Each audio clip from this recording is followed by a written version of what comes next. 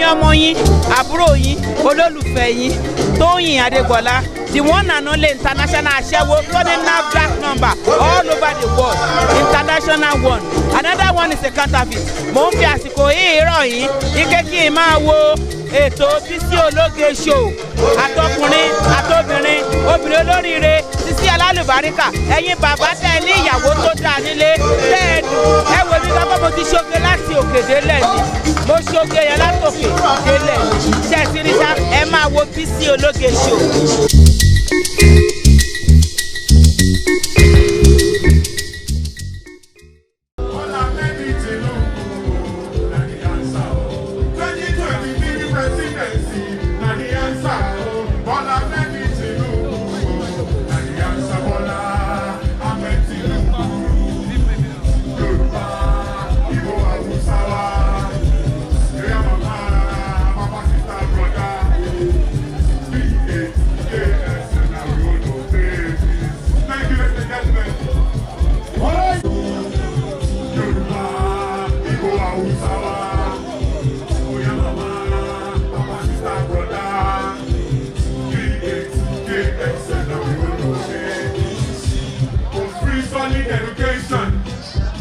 Creation, better transportation, all around the nation, stable electricity, free air services, security, friendly communities, good economy, all I need to know, na the answer, all I need to know, na the answer, 2023 presidency, na the answer, all I need to know, na the answer,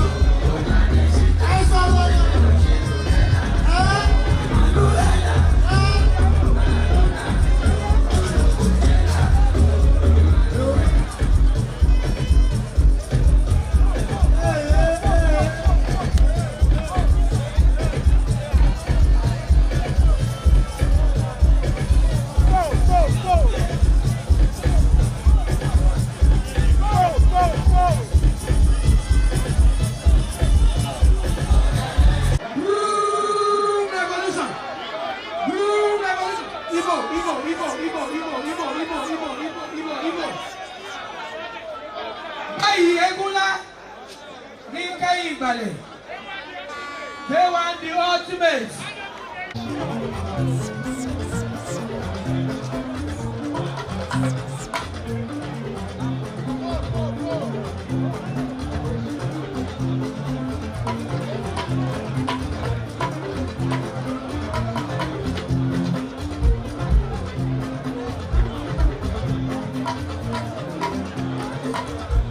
Àkọ́bí aṣíwájú pẹ̀lú bàbá Buhari.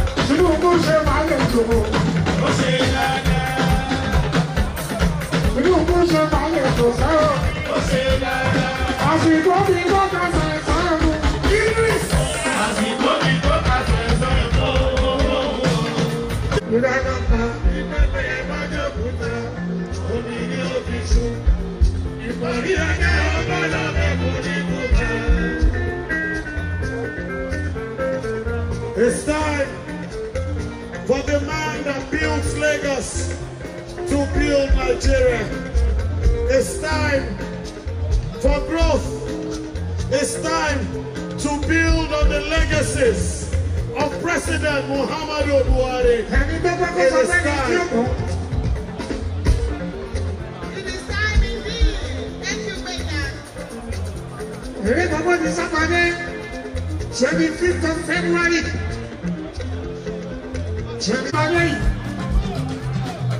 Ọlọ́wọ́ bá wọn sọ́dẹ̀ rí, àjọsọpẹ́, àdúró lélẹ̀, àṣọpẹ́ lélẹ̀.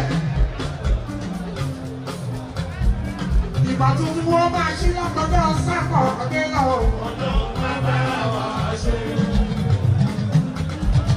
Àkọ́bí ló kọ́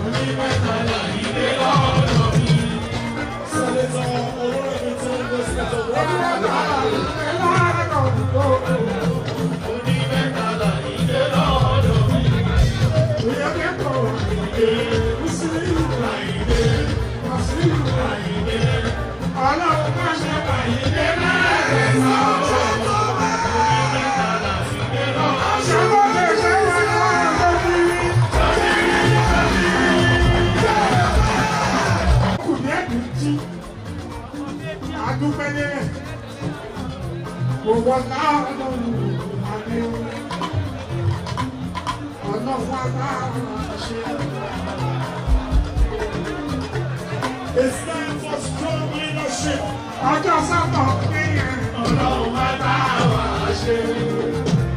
It's time to reject Nigeria.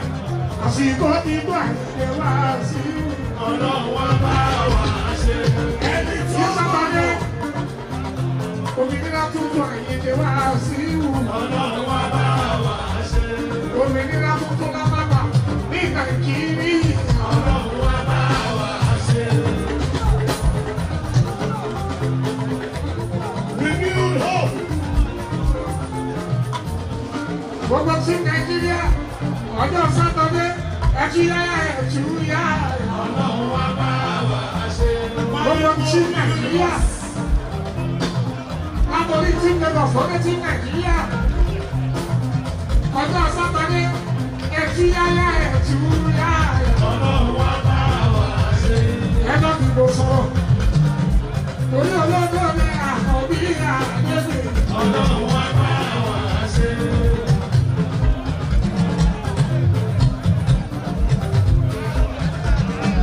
Thanks for watching this video. Please don't forget to click on subscribe button. Kindly comment and share. We drop new videos daily. Thank you. God bless you.